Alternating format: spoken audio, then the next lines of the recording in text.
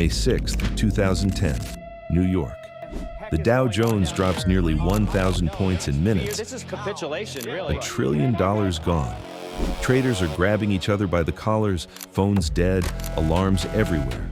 The fastest market collapse in history, and not a single expert on earth can explain why. At that exact moment, in a bedroom in a quiet London suburb, a man in a hoodie closes his laptop. He had just illegally obtained $879,000. He walks downstairs. His mother has made dinner. He eats. He goes to sleep. Nobody will find him for 5 years. How does one person from one bedroom help crash the entire American stock market without anyone noticing? And how does the most invisible crime in financial history finally unravel?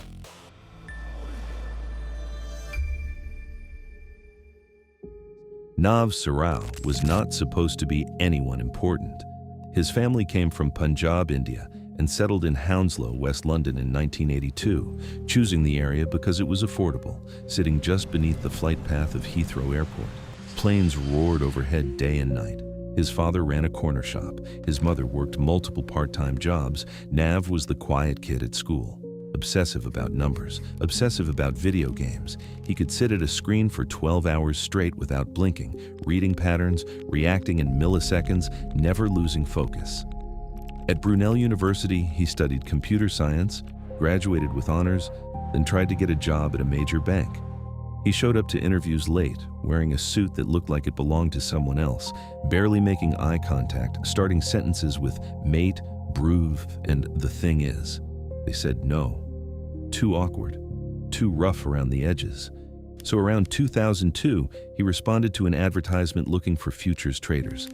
It led him to Futex, a small trading firm based not in the gleaming towers of the city, but in an unglamorous office in Woking, Surrey, an hour outside London. Employees traded with the company's own money and split the profits. Nav was immediately different. He could solve mental arithmetic faster than colleagues could look up the answer. While other traders were scraping out a few £100s a week, Nav was clearing hundreds of thousands. He approached trading the way he approached video games, methodically, patiently, looking for weaknesses in the system that others had missed. He was not interested in the social side of the trading floor, the shared lunches, the after-work drinks. He was interested in the screen, only the screen. When the market was open, Nav was unreachable. When it closed, he went home, alone, every day. Other traders found him strange. Nav found them a distraction. He was building something in his head that he had not yet figured out how to use, but he was unhappy sharing his winnings with the firm. In 2008, he left. He moved to CFT Financials, rented a seat on the Chicago Mercantile Exchange to cut costs, and eventually drifted back to the only place he had ever truly felt comfortable, his childhood bedroom in Hounslow, jets roaring overhead, monitors glowing in the dark. The wider world was paying no attention to him whatsoever, which was exactly how he liked it. If you are enjoying this story, consider subscribing. There are more stories like this one coming. Now, back to Nav. In 2009, he found something nobody was supposed to find. Nav was trading E-mini S&P 500 futures, which are essentially bets on whether the American stock market will rise or fall.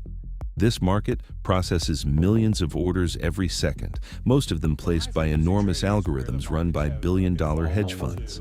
So people have written rules that would normally be executed in a human being's brain into the computer, and they trade at very high frequencies because at very high speeds. High-frequency traders, the fastest computers in the world, executing thousands of transactions per millisecond through fiber optic cables running directly to exchange servers. These firms spent hundreds of millions of dollars on technological advantages measured in microseconds. They were supposed to be untouchable, certainly not by a man in a hoodie at his parents' house. But Nav noticed something. These algorithms were not as intelligent as everyone believed. They were reactive.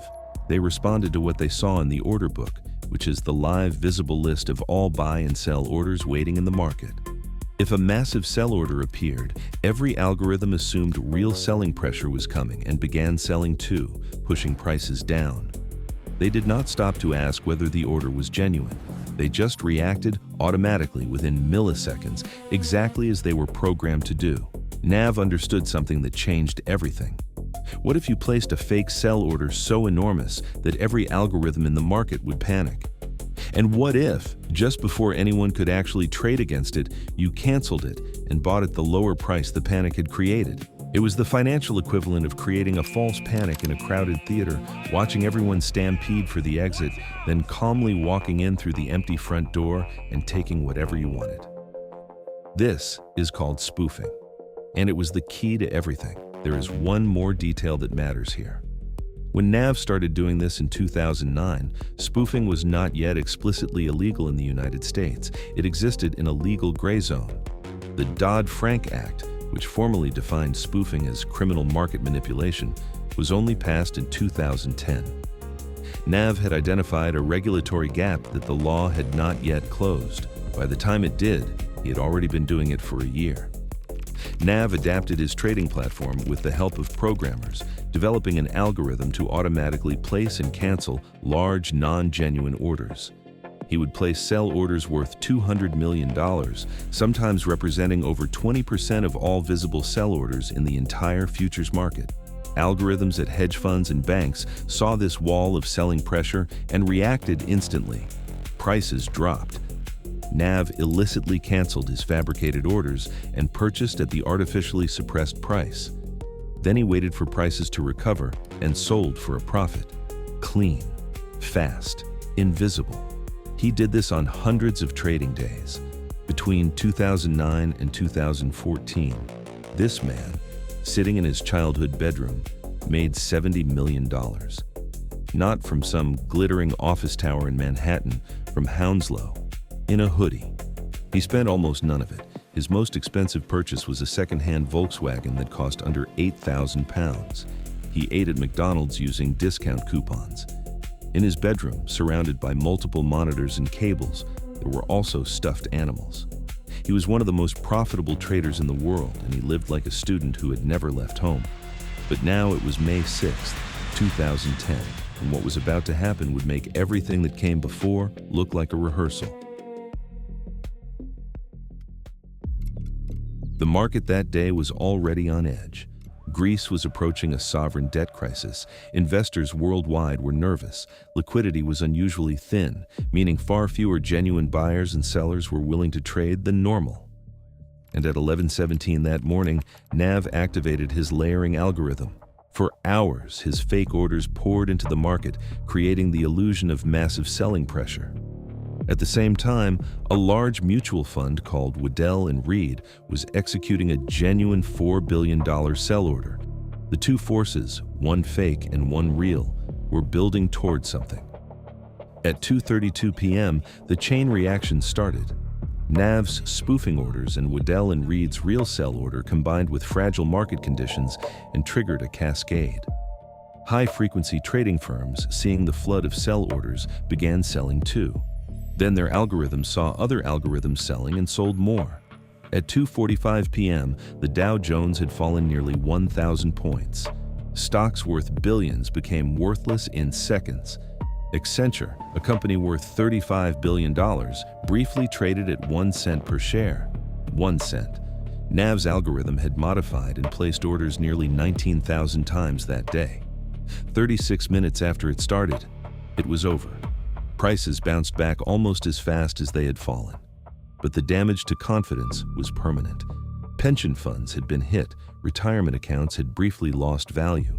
Ordinary investors watching their screens that afternoon had no idea what was happening. The world's most powerful financial market had just experienced the fastest collapse in its history, and nobody knew why. Nav closed his laptop. He had made $879,018 that afternoon. He walked downstairs and had dinner with his parents. Here is the detail that makes this entire story feel like something nobody could have written as fiction. The Chicago Mercantile Exchange had actually warned Nav about his spoofing behavior before the flash crash. And after it. Multiple warnings, multiple times. Nobody acted on those warnings. Nobody stopped him.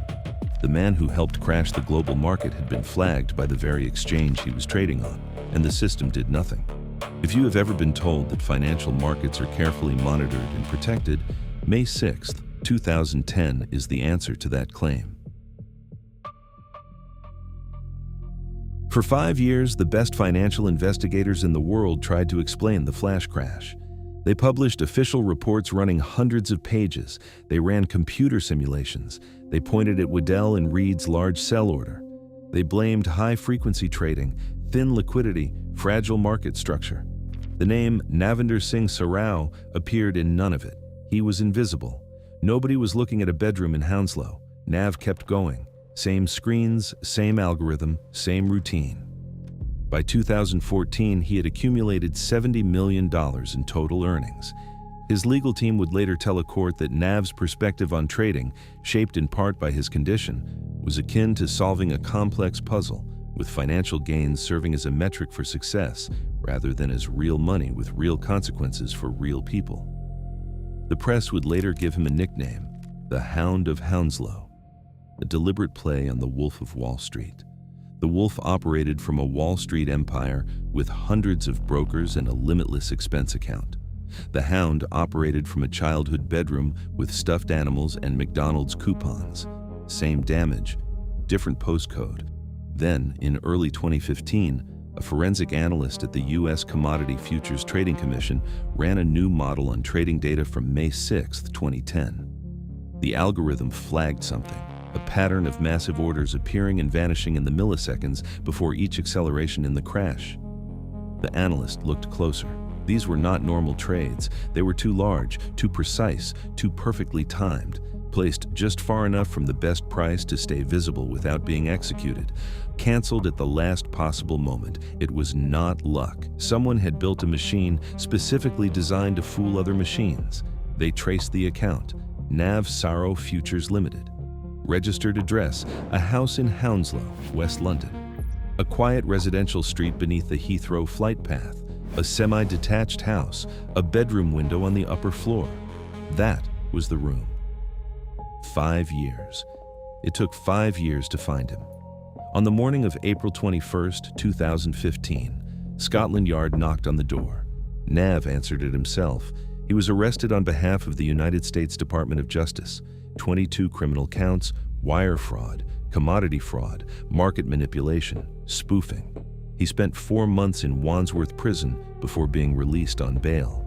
In November 2016, he was extradited to the United States and pleaded guilty to 1 count of electronic fraud and 1 count of spoofing. But the more investigators examined the evidence, the more complicated the story became. Some experts concluded Nav was a significant contributing factor to the crash. Others argued his spoofing amplified an already unstable situation, but that Waddell and Reed's massive legitimate sell order was the true trigger. A group of academics published research suggesting the government's claim overstated his role. Whether Nav caused the flash crash or simply made it worse has never been fully resolved. What was not in dispute was that he had spent years illegally manipulating markets. Then came the sentencing. And here, the story took another unexpected turn. Nav had cooperated fully with prosecutors from the moment of his guilty plea. He sat with government investigators for hours, sometimes days at a time, explaining exactly how his algorithm worked, how spoofing was done, how other traders in the market were doing the same thing. He helped them understand a world they had been trying to regulate without fully understanding. Prosecutors called his cooperation extraordinary. They said his insights had already helped them catch other market manipulators. The Justice Department, in its own sentencing memo, recommended against prison. Nav's legal team went further, presenting something the court had not anticipated: medical documentation showing a diagnosis of severe Asperger's syndrome. This was not presented as a justification for what he had done. It was presented as an explanation for how he had experienced it. A psychiatrist's assessment described a man who genuinely could not fully connect the movements of numbers on a screen to real consequences for real people. His attorneys described him in court documents as a singularly sunny, childlike, guileless, and trusting person. Someone who rarely left home because he could not complete basic everyday tasks. Someone who had lived in the same small room since childhood. The judge was told that his time in Wandsworth Prison had been, in his lawyer's words, unbearable, a torture of sensory stimulation and forced socialization. Before the sentence was delivered, Nav stood up and addressed the court. He He said he had made more money than he could ever have imagined. He said it had not made him happy. In January 2020, Navinder Singh Sarao was sentenced to 1 year of home confinement, no additional prison time. He walked out of a Chicago federal court and returned to Hounslow, to the same bedroom, the same stuffed animals, the same flight path overhead. But here is where the story ends in a way nobody expected. The $70 million. Every penny of it was gone. While the investigation dragged on for years, Nav had quietly handed his money to 3 separate fund managers and investment advisors who each promised extraordinary returns. All 3 were running scams. The man who had outsmarted the most advanced trading algorithms on Earth had been completely deceived 3 separate times by ordinary fraudsters who simply told him what he wanted to hear. His lawyers told the court he had lost over £40 million to these 3 schemes.